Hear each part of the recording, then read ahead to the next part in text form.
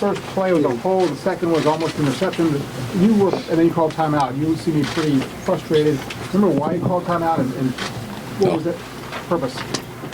We just won 62-3, man. Thanks for that question.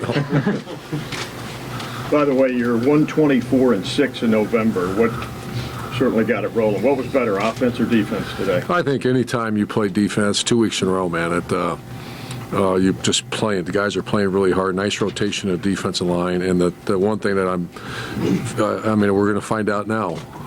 But our offensive line's playing much better in the last 2 weeks, and we know exactly what's coming down the road.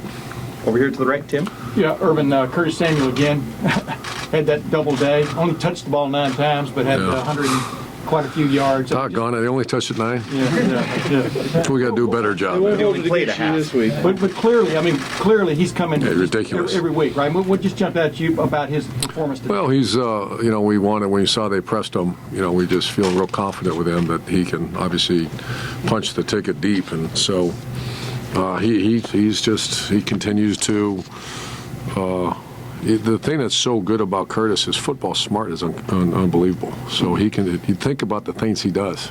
And now he's back to returning punts as well. So get him rested and get ready for a big one Saturday. 62-3, 2 weeks in a row. What should we read into this? Is this team... That November is here, and we got a big one coming in 1 week from today. The back there, Ari. Urban, this is 2 weeks in a row, 62-3. A lot of times you guys are getting some of your younger players into the game in the second half. You guys evaluate them every week. You work them in practice every week. I was wondering, how do you feel like your second string guys perform? Better. And can you kind of get a tangible taste of how good these guys are? Yeah, I think Ben Victor, we're dying to get him the ball because you saw 2 catches that is just his wingspan, and he's really a good player. And his future, he's starting to learn to play at the high level of football at the speed that's required and understand the offense. So DeMario and Brandon Bowen's getting better, and then on defense you have some good young players. So yeah, I think anytime you get opportunity to let guys play, we got Mike. Mike's a little beat up, but he could have went more, but we pulled him out. He should be close to 100% this week. Can you daydream about 2018 yet? Daydream. What the things are going to look like in a few years, or you just trying to win a game?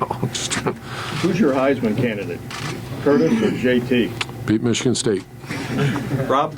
Urban, is Curtis the kind of guy when he's on the other team poses the most problems? Curtis Samuel? Yeah. Yeah. When you got to defend a guy like that. Yeah, there's not many like that can do all. We've had tight ends before that are kind of dual-purpose guys, but this is that's a tough one to defend. That he can run inside zone, outside stretch plays, and then vertical and option routes. He's a really good player. Way in the back, Doug. Urban, you hit him a couple times with Weber and Samuel in the backfield together. You had a couple good plays out of that. How do you decide when to use that?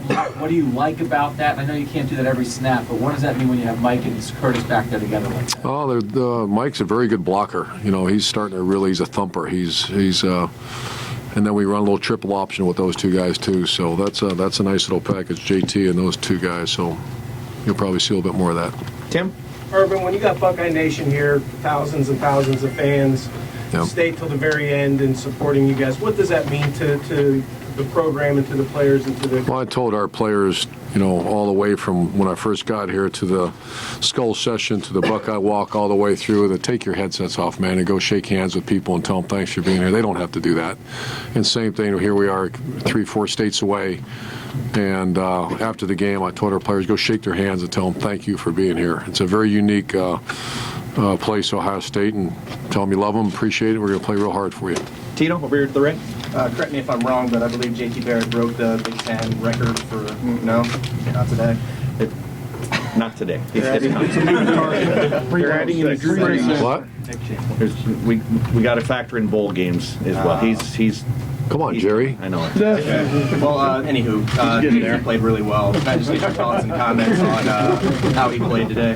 I think he's playing outstanding. I think, once again, it's just like past defense.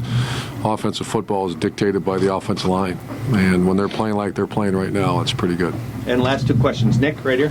When you get a true freshman like DeMario in the game, to see that he's game ready like that, is that encouraging to you? It's very encouraging, and Yeah, he's earning. I think he's going to have a nice future here. I was a little worried because he's so little, but he's getting bigger and stronger and taking care of himself. He's a great kid to have on our team. Nice future. I want to ask, defensive line wise, that was a major concern, particularly when you lose Sprinkle early in the season. Just what have you seen in the last few weeks? These guys, Draymond Jones made a 4th down stop, I think, just over and over. Just the young guys keep making plays for them. They've been pretty consistent all year, but I think we have as good a line coach as there is in America on defense with Larry Johnson. And we talk about power of the unit. That's a very strong unit right now. It's guys that believe in each other. The brotherhood of trust within that unit's very strong, and they play like it. Great. Coach, thank you Thanks, very much. guys.